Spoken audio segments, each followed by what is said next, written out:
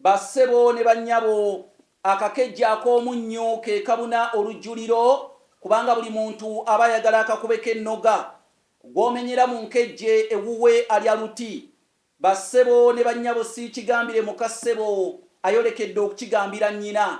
Ennimira waabo yonna bagamba terimira mu bufumbo ate n'entumbo y'omugole tebeemu n'emala omuzigo mu mpomero. Nze Kanoonya Juma omulangira w'ebukerekere ntuuse n'akanyomero kaffe akamanyiddwa nga Sekabuuliza.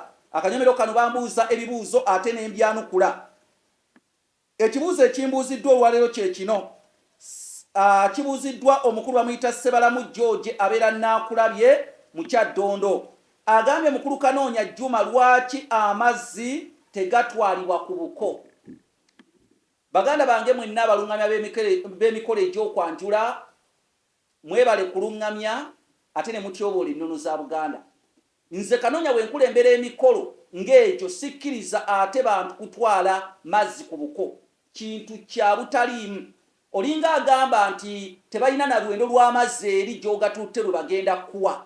Abaganda tebatambuza mazzi, amazzi galanga maziga.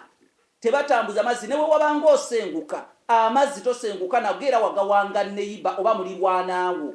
Kakati muyige ennono nga weetambula, muleke kutuswaza. Oba bano si Baganda naye n'otunuulira omusajja omukulu n'envi zimutuubye tasobola kunnyonnyola bantu lwaki amazzi tegalina kutwalibwa ku Buko. Naye kakati nomugula busaketi bw'amazzi nti mutwala ku Buko, eri mu banywese n'amazzi teri luzi.